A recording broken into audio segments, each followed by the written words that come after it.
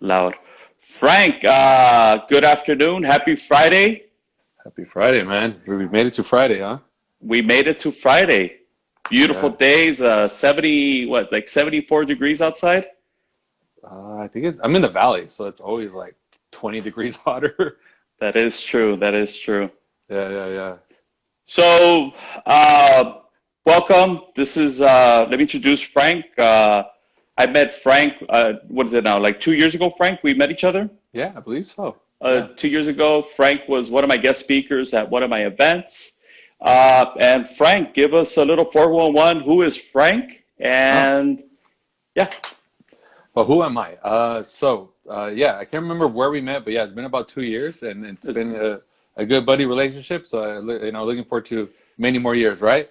right And on. who am I? I'm a hypnotherapist. I'm a certified hypnotherapist. I've been doing hypnotherapy for the past 11? Yeah, I'm not too sure exactly, but I'm pretty sure it's about 11 years now. So it just kind of all blurs into each other now.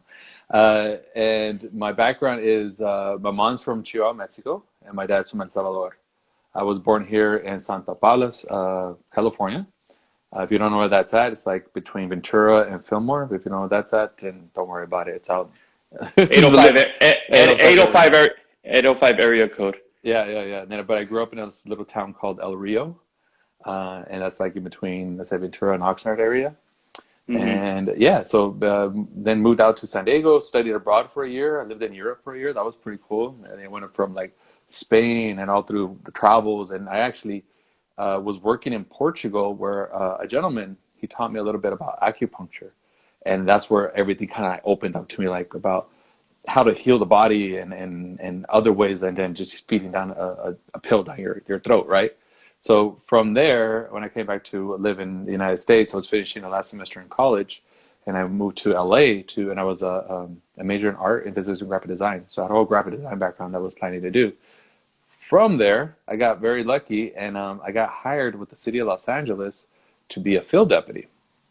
And I Hmm. loved it. I loved helping people. But the thing is with politics, one hand talks to this hand, but this one doesn't talk to this person. It's a little, and I love everybody, so I just want to help. And it was a little sometimes difficult, and I had a lot of difficulties in that sense. But Awesome. it was really cool. It was really cool, and so I guess that's my little background, my quick little intro to that. Awesome. I didn't know you went to Portugal. Yeah, yeah. So I started in Madrid, and then I went through all Western Europe backpacking, and I did a semester in Madrid, and then I ended up in Portugal, where I met some skinheads that let me work at their bar. Awesome. Yeah, they And weren't then from skinheads. there, so you were working, studying Portugal, and Yes, then from there, how did you meet this person? The acupuncture. so Uh, it was I was actually in Spain working at a bar. got And it. literally, I thought there were skinheads, and four skinheads walked into my bar. And it's just what they were. They were English. They had shaved heads, but they were jiu-jitsu instructors. Got it. And then one of them was like, "Hey, excuse me, do you speak English?" I go, "No, no, no hablo inglés." And the guy said, "Bloody hell, this wanker don't speak English." I'm like, "Fuck you." So, make a long story short, they were jiu-jitsu instructors. They were really humble. They're shaved heads because in jiu-jitsu, everything's a go. So Correct. I befriended one of them. He owned a bar in Portugal. His dad was the acupuncturist. So he invited me for Semana Santa, which is spring break in Spain. And I Correct. just fell in love with the whole family. And I worked there for a little bit. And I picked up Portuguese when I was there. Nice. Yeah, yeah, And then yeah. from there, you met the dad, and then the dad introduced you to the art or the study, or what was the? The How art, did the you? study. The funny thing is I knew he did acupuncture. And one day I was pretty young at the time. I had a really bad hangover. And he goes, "I'll take care of your hangover with two needles." I'm like, "Bull, you know what? Do it." Put a needle in my palm, a needle on my wrist, and I just couldn't stop laughing. And that was it. I was hooked. I was like, if you could do this to me, what else is done? And he shared a couple things. So when I came back to the U.S., I kind of like sought things out, and then but I kind of things that you enjoy, you're like, I can't make money doing that, and I put it in the back Correct. burner. But it wasn't until where I ended up with working for the city of Los Angeles that I had to do a lot of public speaking, Hmm. and that public speaking was fun as long as I was prepared for it. Correct. And the thing is that when sometimes the city councilman couldn't make it on time, to, like, let's say, to do his speech. Because, nowadays it's not that bad, but, Right. traffic, he couldn't make it because of traffic. He couldn't do it because of this, right? So within 1 minute, I had to go on stage. And that was hard for me. Like the what do you call it? Not acapella, just being in the moment at that 1 second you're on stage. Like, well, what am I talking about, right? So that was hard for me, and I would remember freaking out because of that. But because of if you push through a fault or something that you're weak at, the doors open. And sure enough, I started to do like Toastmasters and all that stuff. But that 1 second thing wasn't the Toastmasters. You could be prepared for it, or you do an improv, but it was very unique, I guess you might say. Correct. So Yeah. they would just throw you in the water. All right, Frank, rock and roll, buddy. It's your Doggy paddle, do what you got to do, grab flipper, help, but yeah. And so, make a long story short, I didn't like it. I was having like like dreams, anxiety, I hope he makes it, on time. So finally, a buddy of mine says, hey, you come out, check out this hypnotherapist. She's going to talk. And I remember sitting there and be like, this is stupid. She can't Right. hypnotize me, right? I tell people I ordered the glazed donut. Like, I just glazed over, right? I was just dumb. This is so bad. And there's no way anybody could control me. That's what I thought it was, being controlled. Right. So, make a long story short, things weren't getting better at work. I took her card, I left it on my table. And I just said, finally, I swallowed my pride. And I said, if she can make people bark like a dog on stage, she can make me a better public speaker. Right. So I went for my first session, and I was like, this was dumb. It just felt like I took a nap, right? But the next day, I went to work, and my coworker, like, it was like 8:30 in the morning. She's all, Frankie, come here. I'm like, what? She starts sniffing me. And I'm like, why are you sniffing me? Right. She goes, are you drunk? Like, what do you mean? She goes, you're really Right. happy. And I'm sure that everybody's been there where, like, you're miserably happy, like you keep telling yourself, I'm happy, I'm happy. Apparently that's what I was doing to myself. And I was Right. really miserable. Before the therapy? Yeah. So what it is that she just released a lot of pressure that I was putting on myself. Mm-hmm. And I just felt lighter. It was just like we say there's in hypnotherapy, we have body syndromes. So if you have like a headache, then there's a decision you're not making. If you have a lot of weight on your shoulders, there's a lot of responsibility. Your stomach is guilt, and your legs is running away from things. So if you have any of those problems, but of course, I always say make sure you go to a doctor and make sure the doctor says you're healthy. Because that can take away the pain of a headache, but the headache could be a tumor. So as long as I get a medical referral, then I work with people like that. But overall, like I said, I had a lot of weight on my shoulders. I had a lot of responsibility. I was grinding my teeth at night. Here's a question: have you ever grinded your teeth at night? The past. In the past. Do you know why? In the past. No, but I remember waking up and I had a sand residue mouth and so on. Like, yo, what's going on? And yeah. I don't know why. So I discovered that because I was stressed out, right? I was grinding my teeth, and you go to the doctor, says they say it's stress, but that's very like an umbrella of everything, right? And Right. At the time, I was very, very gordito sexy. I was overweight. I like that term. Oh yeah, man. I didn't own it. I was fat, but I didn't care. Men were just like, oh, I'm buff. Hell no, I was fat. The elastic in my underwear kept on flipping forward. Right. So, make a long story short, the reason why I was grinding is because I couldn't speak up at my job. Meaning I couldn't tell my employer to go, what himself, or whoever Really? I had an issue with, I couldn't speak up. So I was trying to speak up at night. That's why you're grinding your teeth. Is the inability to say something. So you're trying to say it at night or in your dreams. Inability to say something to someone, correct? Or Yeah. To really, or present or future, whatever it is. Like maybe let's say they passed away, and Right. you wanted to tell them, whatever you needed to tell them. So you're just going to own that grinding. I see it sometimes in children. Like let's say if the parents divorce, they'll if the parents don't get along, the child will bedwet, but they also sometimes get a jaw that goes out like this, and it's because Right. they're trying to speak up. So and so their young development, as they're growing, now that jaw is becoming more pronounced, more profound going forward. So there's so many different things that happen. I didn't know that. Yeah, it's crazy. It's crazy. I do something called Chinese face reading, so I could read. I mean, it's not I know enough to kind of like see certain patterns. The jaw is one of them, earlobes, nose, things like that. It's pretty cool. Okay. I want to go back, just touch up a little, go back on your upbringing, mom, dad, and growing up in the 818. Uh-huh. Just give us a little bit more about your upbringing, who your mom was, who your dad was, Oh, wow. their influence on who you are now, and also your upbringing up in the 805, which Mhm. is Ventura County, correct? Yeah, Just yeah, yeah, yeah. a Just little bit. about like from the valley, about 45 minutes. From LA, about an hour. But I always Mm, think it's funny because like we could spend an hour in traffic, but we won't spend an hour driving somewhere, like far. Because I know like driving in LA for an hour, you're still in LA. right. So yeah, it's only about a 45-minute from here, about an hour technically. And my upbringing, God, my mom, an amazing mom. She's an orphan. Her parents died when she was really young. Her mom died from scarlet fever, and her dad died from a truck driving accident. And she came to the U.S. because she had an uncle here, so they shipped her to the uncle. And mom's just a sweetheart. Dad is a hard worker. He was born in El Salvador, and Hmm. because of the Bracero program, they brought him over here. My grandpa came over here first, and what I've Right. been told, my grandpa worked on the Panama Canal.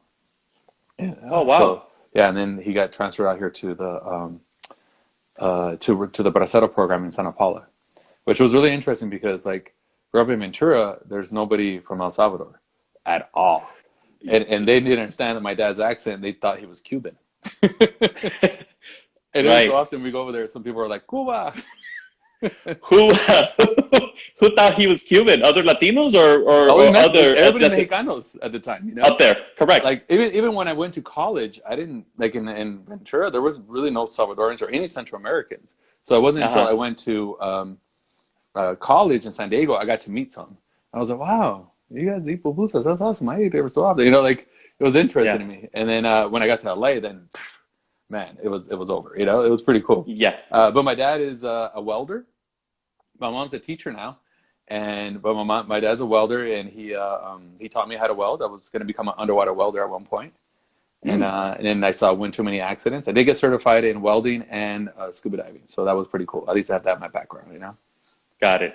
Yeah, So that's a little 411 Frank's upbringing. So now let's yeah, go over to Frank's career. How what you started after your when you came back from Portugal, correct? You studied and then you went into politics, correct? yeah. Studied. Went to first. I went to there was a Hispanic real estate magazine called Mi Casa, and what we did was layouts for real estate investment. So it was a franchise, and each let's say region like the Valley, the IE, Los Angeles, you could purchase that section, and you could solicitate to real estate people to purchase ad space, and it would be distributed to like the Food for Lesses, the bonds, and all in liquor stores, and it would just be handed out to people for free, and then you get your phone calls from them for real estate. Hmm. Unfortunately, the owner didn't do too well with the business.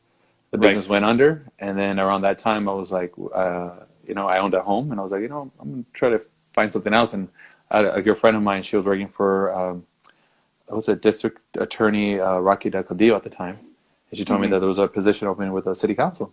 I said, I'll give it a shot. Why not?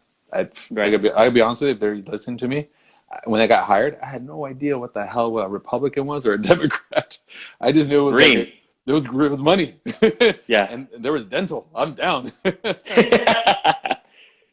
right? And so Right. I got hired with the city, and I did I believe 6 years with the city, 6 or 5, something Okay. like that. Yeah, and I had a great time. Like I said, I got to see the ins and out how politics works, and how for everything you do good, sometimes you got to do some bad because of that. There's a balance Hmm. and check balance between it all. There's a lot of great things you can do, help out many people in the community, but it was sometimes weighing on me. You know, I did like what did I do? I did a lot of community stuff. Worked with the YMCA's, animal shelters. I had a pet care fair, and the great thing was the city councilman that I worked for. He was amazing, and he was a really advocate for those things. And I remember we raised a lot of money for the YMCA, and it felt good. It was really great stuff. But there's some things that you have to deal with also that are negative, and so there, it's a balance. You gotta know, how to balance it out. Right. Politics was fun. I liked it a lot, but decided to branch out, obviously.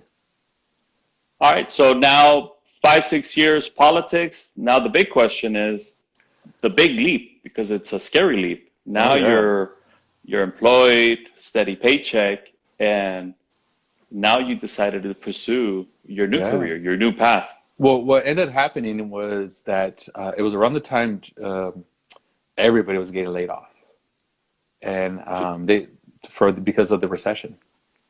2008, 2009. 2008. Yeah, yeah. It was, I think, it was around 2009. Mm-hmm. So due to the recession, I got laid off. And then I actually got offered a couple other positions within the political realm. And I was Mm-hmm. just like, it's funny. I remember I went to one interview, and there's a really cool thing that you can do with hypnotherapy. What I do with hypnosis is, like, for instance, I'll ask you this question and tell you what you're doing. What's the name of your third grade teacher? Oh, I don't remember. I Just think give it a thought. I think her name was Miss Chin. Okay. I What think is your third least favorite topic in school? it was English. Okay. Oh So I wait, won't. third least. No, third least. Um, it's funny. I was a fit kid, but I disliked PE class because I didn't like getting sweaty during Yeah, yeah, school. yeah, yeah, yeah, yeah. I didn't like being dirty.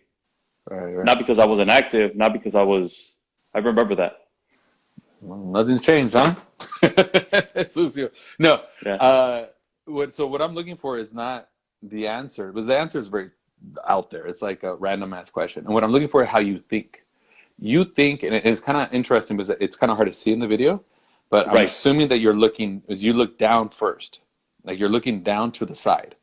So Mm-hmm. people that look down a lot are very kinesthetic. I mean, they're very hands-on people. But Right. you also, when you go into more permanent memory, you look up. So you're very visual.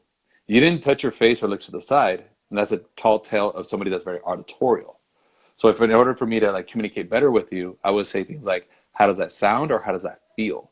Like if you took a course and it was all audio, you would probably lose your, you know what. But if you're like hands-on and you see it, you could write it down and you could write it down, or you put it, visualize it, Right. you receive a lot easier. So if I were to say things like, how does that sound? You would definitely disconnect from me. If I say, do you see what I'm talking about? Then you're like, oh, he's speaking my language. It's one of those Gotcha. things where, like, if your best friends are around you, you'll have the same way you guys dress, or have the same kind of the way you guys talk is the same way. Mm. Yeah. So it's Interesting. very important to know those little things in order to help out clients. Got it. Yeah. Okay. So politics, now your new career. Uh, What are the different services that you offer besides hypnotherapy? so obviously, I got into it because of public speaking. So that's one of the services that I help people with, public speaking. If they get nervous, that's one of like the biggest fears everybody has. Now I actually tour and I give public, I public speak all the time now, and thank God I overcame it. I gotta be honest with you. I really enjoy it now. Do you still get nervous? I would say 2 seconds into it, like the first couple words. If you see me nervous, you'll see me go like this. Now keep it by my side.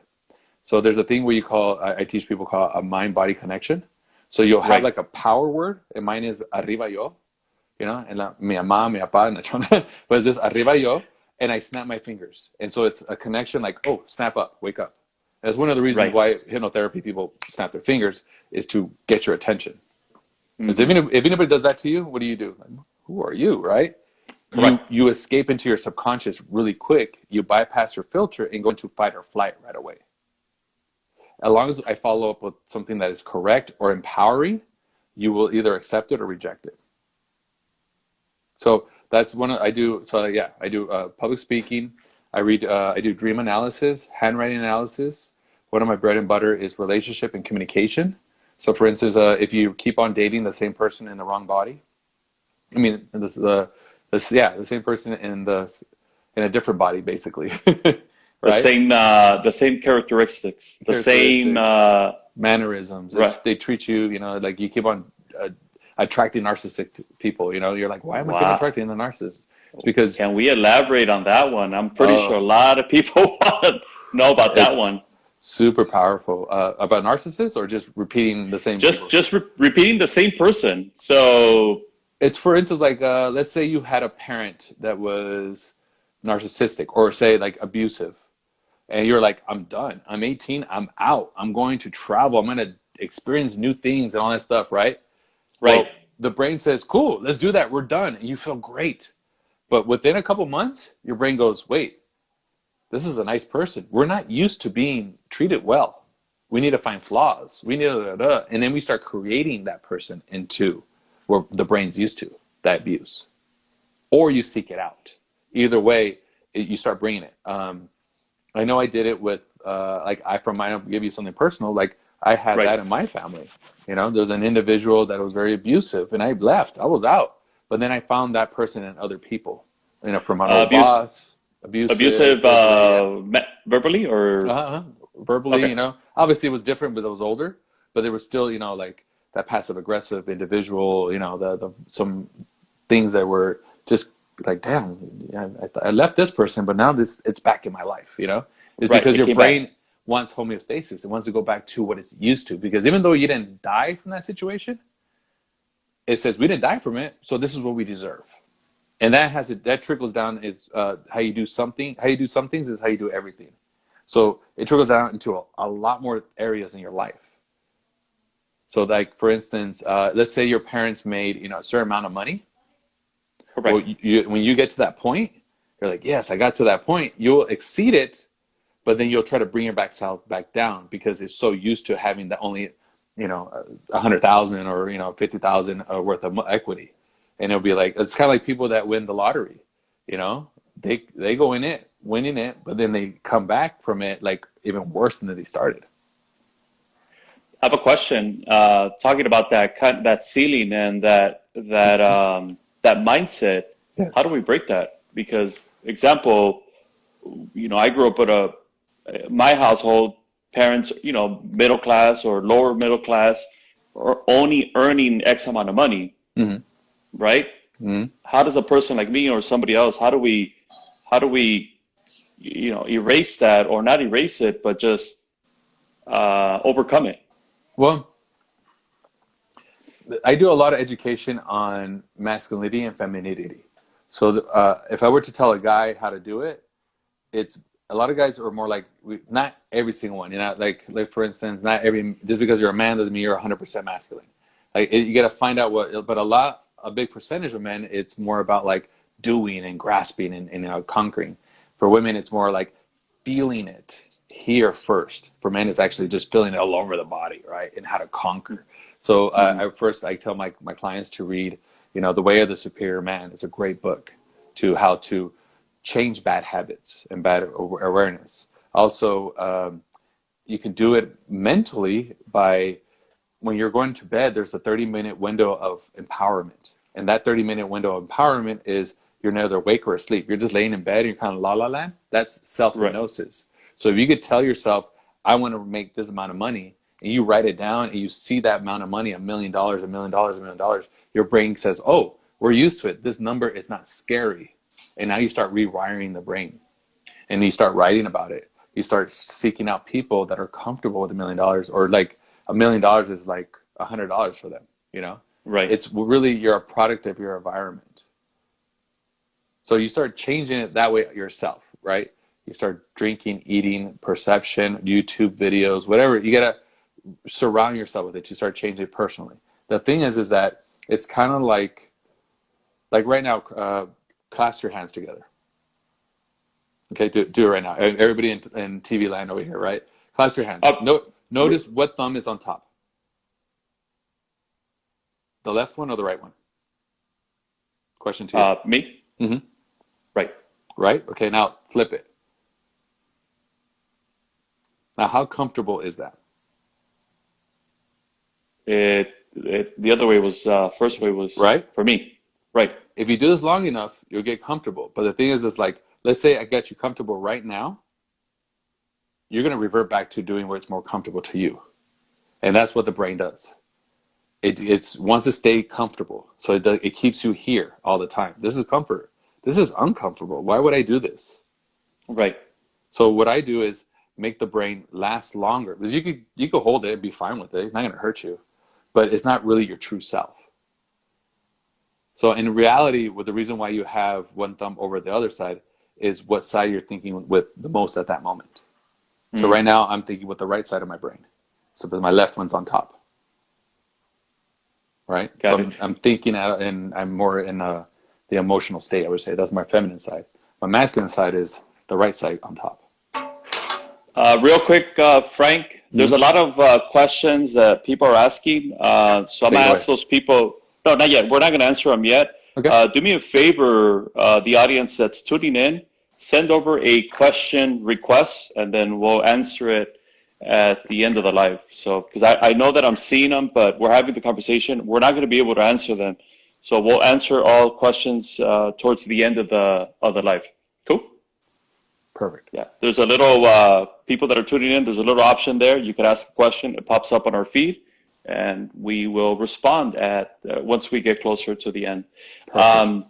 So that was, so let's go back to a little bit, the other service, which is the handwriting. What is it called? Handwriting. Handwriting analysis. Handwriting analysis. And you did this live at one of my events. Uh-huh. And it was a hit. It was a hit.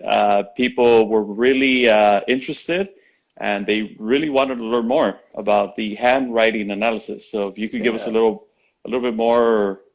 So info. remember I was telling you right now about the thumb? Your handwriting is the same way. So you have to come at it from all angles, right? And then if you get really stuck and you're still repeating a pattern you want, that's where like the hypnotherapy kicks in. That's where I could tap into your subconscious and have a faster, quicker result. The interesting part is like you could come in that first time and I could get it that first time. Or sometimes I'll get it in the fifth time or the sixth time, whatever it is. But it sometimes once I get it, it feels so natural. You're like, I don't know, it's just gone. I don't feel it anymore. Meaning that I don't know, that fear or that trait that you were like, let's say you were afraid of the color blue all the time, right? And now all of a sudden I was able to help you to transition within a minute. And then you're like, no, it's like gone. You don't feel any withdrawals from it. So with your handwriting, if you start changing your handwriting to do certain things, there is you'll fight it, but you'll be aware of it. Like for instance, here, I got it right here and I got a magic marker so I could show you guys. If I could get everybody in the world to do this, so you could have a stronger presence. If you could do your letter I like this, okay? Got it. The letter I is who I am. I am this. So that's an I, like a capital I, is strong. If you do the I with cursive where you're like looping things and doing like that, you're either looping your past or you're looping your future, or you're too much in the present moment, you know? So if you just have presence, I am, right? And a lot of people, if I see this, just the letter I with we can't see it. I know, with the letter I with just a line underneath, Right. just one line, then usually, not always, it tells me that the person may be was a product of a divorced family, like they feel alone. So it all show me how you write, and I can tell who you are.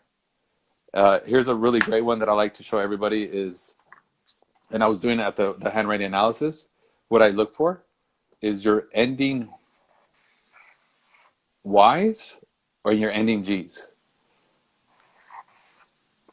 Okay.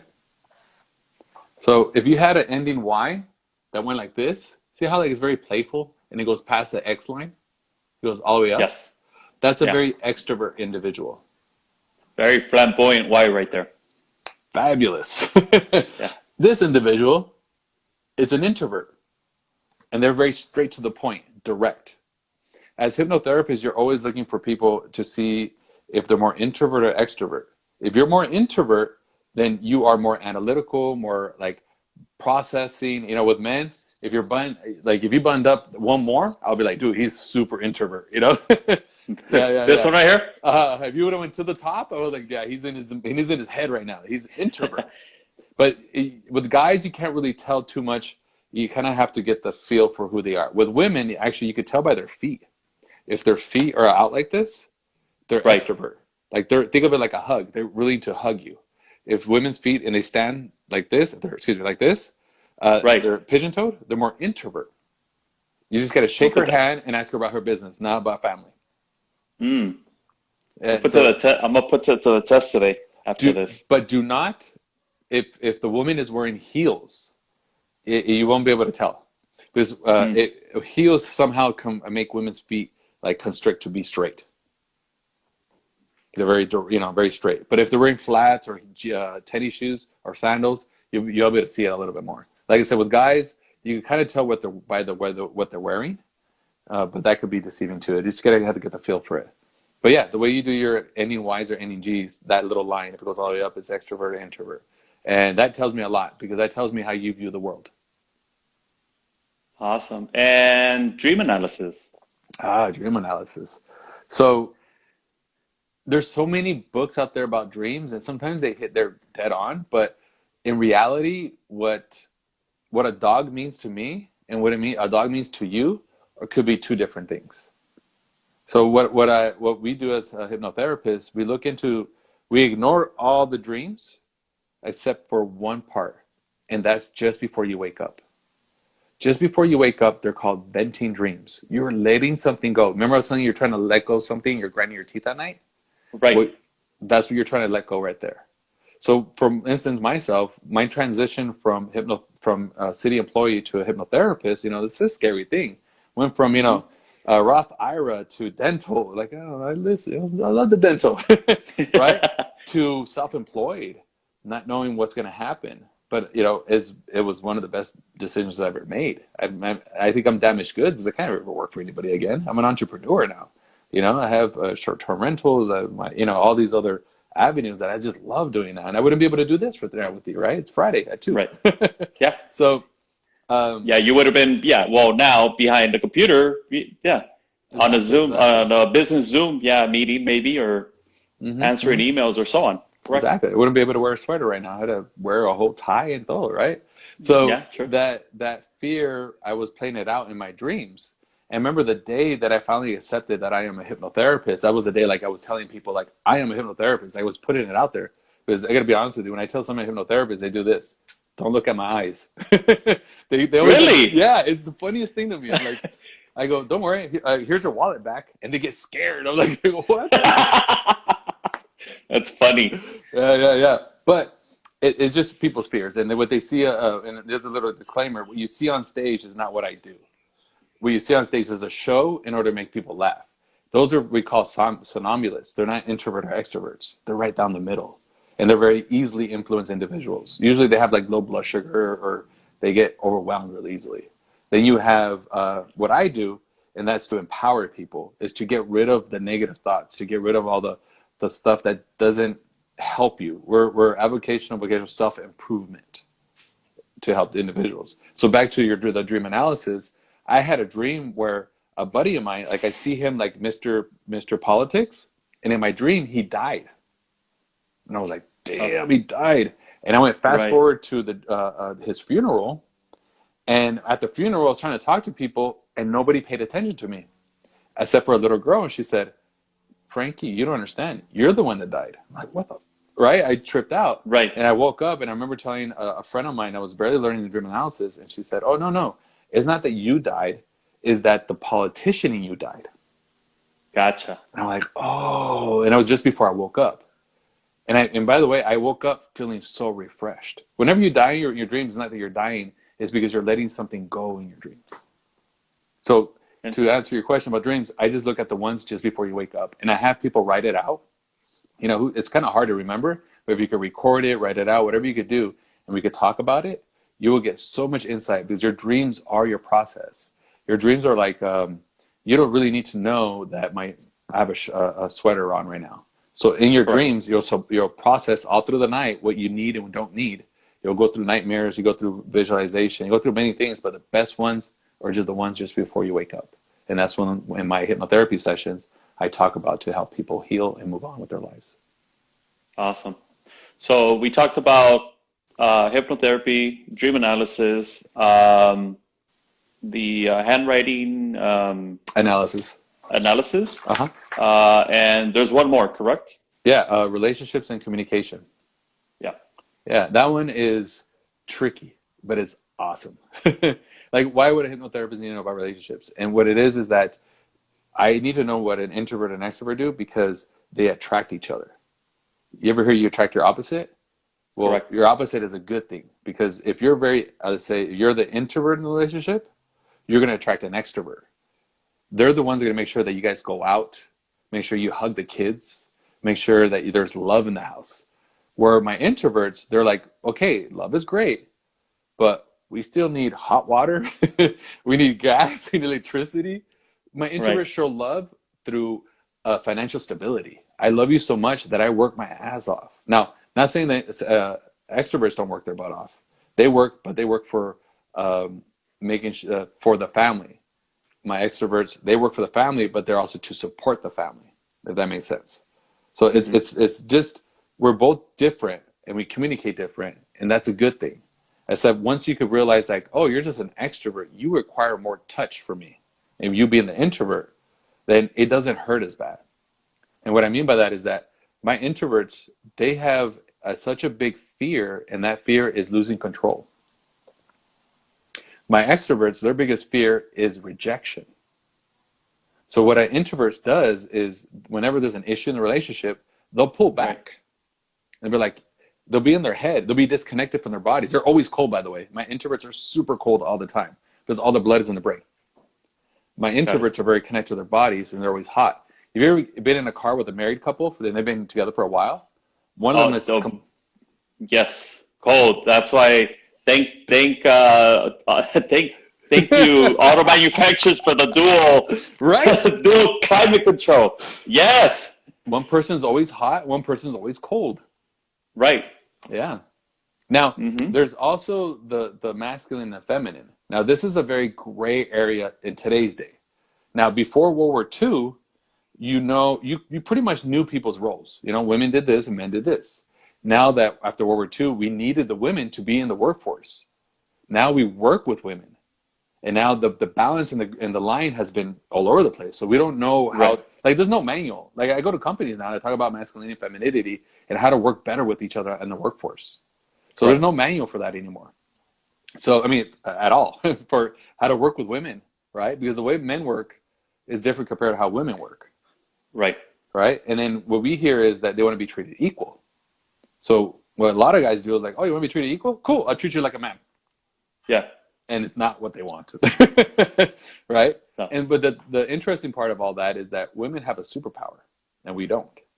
And that they're able to multitask and they're able to tap into their masculine and feminine whenever they need to.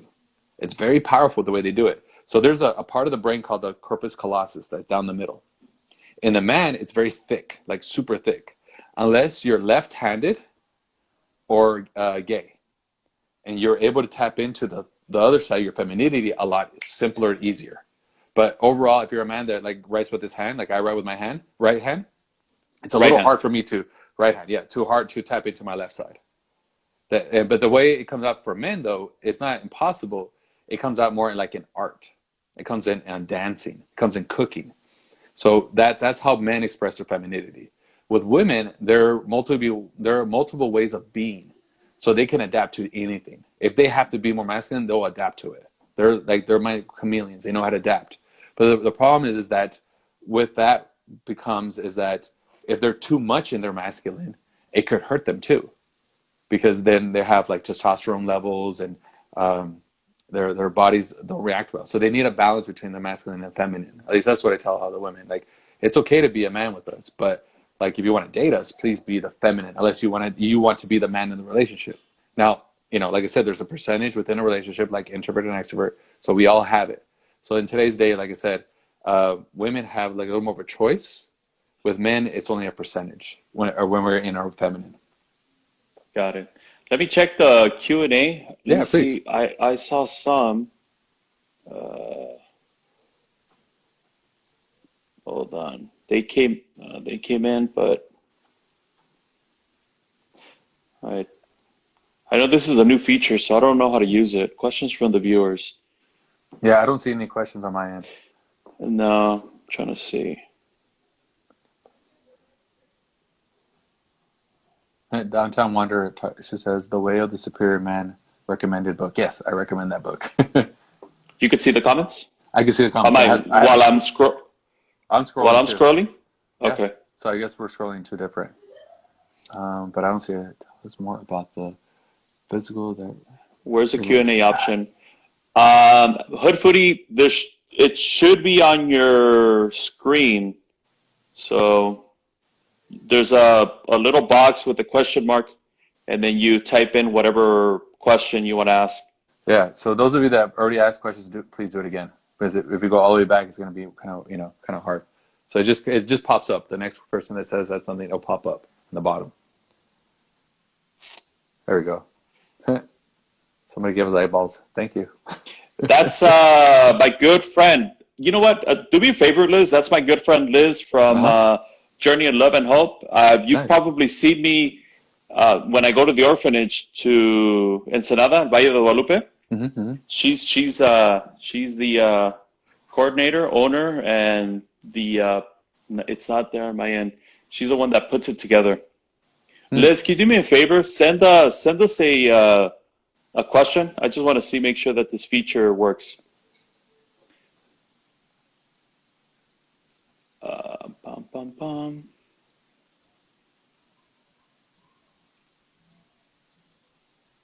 Nothing yet? Oh. I mean, There's nothing on my end. I see her say, she said hi, but that's about it. She said that, yeah, she's There we on go. right I now. don't see the feature. No, this is so they're typing right now. So so that's a question right there. That's the Q&A. There's no like section that says Q&A. It's just where it says post. Hold on. Only on the comment box. No, there is. There's a little questions from the viewers. Yeah, there is. So go to I don't see it. Only on my comment box. There should be a little. Oh, well, let's answer this. Hood Footy, Frank, how can we see you? How can they book a session? Yeah. So you can see my website, and also will give you well, it's only like 6-7 people are going to be. So I'll give you my phone number, right? So my company is called Finding Life's Compass. As a kid, I always knew if I ever get lost, all I need is a compass to make my way back home. So my concept is get your compass straight, get it right, you'll do anything you want and create what you want. So that's my website. And then my phone number is 818-472-0976. Give me a call. Send or shoot me a text, whatever is more comfortable for you. Or even on here, please add me on Instagram and send me a message. All right, so there's more questions now. That's Wendy. All right. What is a hypno session, and what's the process? Oh, okay. So my first sessions usually take about an hour to an hour and a half because I want to hear everything that's going on in your life. So I'm taking notes while you're talking in order to create the best hypnosis for you. So whatever's going on in your life, whatever's happening, it's just like a story. So you'll talk for at least 40 minutes, and then or maybe an hour, and then after that, that's where we do hypnosis, and you'll just sit back in your house because nowadays everything's either on Skype or on my phone. I don't need to touch anybody. I just got to hear their voice and I get to talk to them.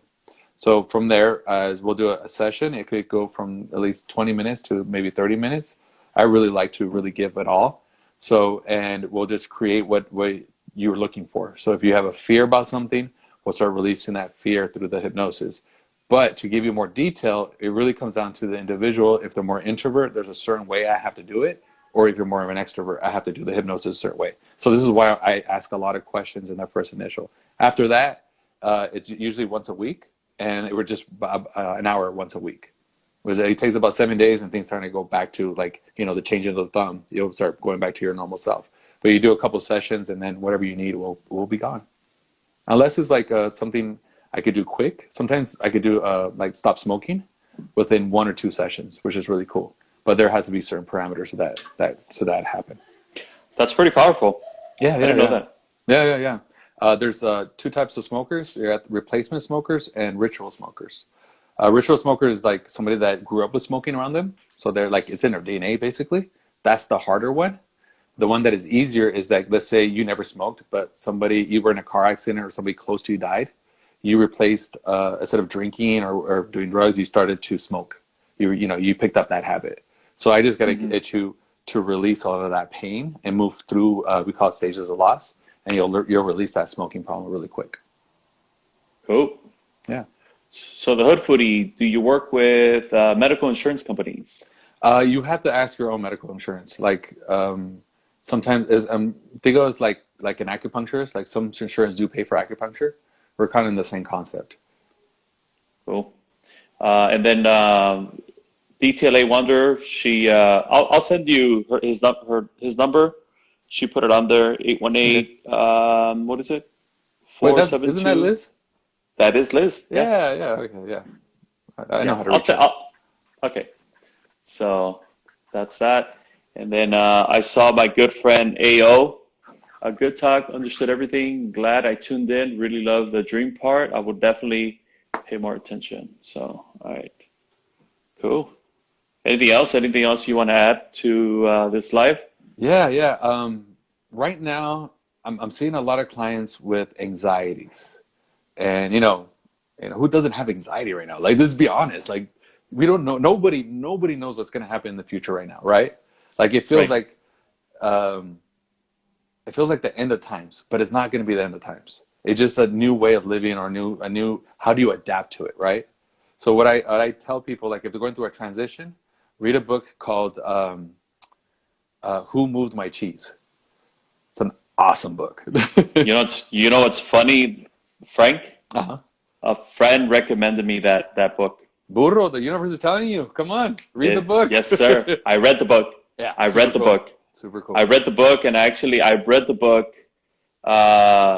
She sent it to me at the beginning of this whole transition. Yeah. It was sent to me. This hit us hard, Yeah, hard. unexpected. It just boom, and I'm worried. I'm stuck. Things Yes. got paused. What are we gonna do now? And A lot of it is that entitlement for all of She us. sent me that. Yeah, she sent me and say, "Hey, read this." Read it. Blew my Whoever she mind. is, man, she's a smart cookie. That book, for me, what blew my mind, obviously, like all the other characters, but is now when I wake up every day, I'm like, if I had no fear today, what would I do? And then whatever that is, and if it happens too long and I'm not doing anything about it, I have to do it. And then it just changes my world. So you guys, if you can, Who Moved My Cheese is such a great book. Highly You know what I recommend. think? Yeah, Liz, I think I told you about that book. My good friend Dina is the one that recommended me that Oh, book. Dina. I forget. You We know have a Dina, lot of right? mutual friends. Yeah, I know Dina. We do have a lot of mutual friends. So Yeah. Dina, I chop it up with Dina. We're like, hey, she's like, you got to read this book. I'm like, Dina, give it to me. Read it, blew me away. I'm like, thank you. It just the, we don't always have, like, we're now all like young entrepreneurs, and we're just trying to get there. And now, like at least in my family, what I'm doing is very scary to them, because it's not the 401k plans. It's not like the medical. I mean, I have that now because I've set myself up, but when I left, it was very scary for them. I told my mom I was taking my Roth IRA and investing into real estate, and she was like, "No, leave it there." Like, but that's the old way of thinking. So they don't. So we have to educate ourselves constantly. Being Latinx people, right? We need to Right? push it forward for us, all of us. So I have like no problem when I'm talking, like throwing books at people, like, read this, listen to this audio. It'll help you so much. I like that. You know what? When people give me those little gems, to me that's love, that's support. That right there, thank you. Like Dina and you giving us little gems, that to me is priceless. And thank you for. Dude, it plays so forward. Like, did you have anybody like this growing up? That kind of give you this cool advice, right? You don't. No, I didn't. no, we didn't. Right? No. Yeah. My dad said, No. what do you say? No te cagas donde comes. That's all the advice he gave me. He was right. Why didn't I listen? But it's all, but there's so much more. There's a couple books that I recommend. The Creature from Jekyll Island. It's like 24-hour long audio but it breaks down everything that's going on today, you know? Right. Yeah, yeah. So it's finance and incredible stuff, incredible stuff. So what I was trying to say is that all this uncertainty is not the end of time. So what I'm telling people is stay up on your diet. Like do not don't forget to eat. This anxiety will shut down your hunger because your brain goes into fight or flight and it says I can't beat up anybody or I can't run from anybody on a full stomach. So what it does is that when your sugar drops, then all of a sudden adrenaline gets introduced to your body because it thinks you're still in a frightful state of mind. So make sure you eat so you burn fuel and not shoot adrenaline, because adrenaline, what it does, it gives you a heart racing and a cold sweat, all because you didn't eat. You got lightheaded. Mm-hmm. And if that happens, that's where the fears and phobias kick in. Now, a lot of us are drinking right now. We're drinking a lot. Be careful, guys, because alcohol is just suppressing, right? And what happens when you suppress? It's gonna blow up, you know, eventually. So just pace yourself. You know, having a glass of wine is not a big deal, but having the whole box is a Every day. every day, Every right, day. right? Yeah. And No. it's just because it came in a box, it doesn't make it a juice box, okay? Correct. Right? So I'm just saying is pace yourself, guys. And also a technique to leave with everybody is if you could put your hand, especially this was really great for women because they hold a lot of emotion here on the chest. For guys, it's our whole body. So if you could just like throw it off your body, right? But just like take a deep breath. The reason why we take a deep breath is because you're going to reset yourself. We're doing this. This is the exercise right now? This is the exercise right now. Yeah. So everybody tuning in. Everybody tuning in. Let's do a little exercise, right? Stretch it out. Right? So when I used to teach dance, and whenever I had a student that came to me that was like overthinking and had a lot of energy, and they just were upset or something wasn't working, I just said, okay, let's reset. And I just tell them, take a deep breath, hold it. And I got this technique from the Karate Kid, right? Hold it. And then when you release it really, really slow. When you hold your breath, your brain goes, we're holding our breath. Why? Wait a minute, what's going on? All it does is refocus to the breath because it's worried it's not going to breathe. And then everything else, there's nothing more basic than breathing. And Mr. Miyagi said that to the Karate Kid. Bring it back to basics, right? The breath will change everything. This is why people like to smoke, by the way. It's because that breath relaxes them. All right? And then when you do that, put your hand on your chest or wherever your body's hurting. Close your eyes and imagine all that hurt in that one area. Grab it, especially if you have anxiety, and throw it.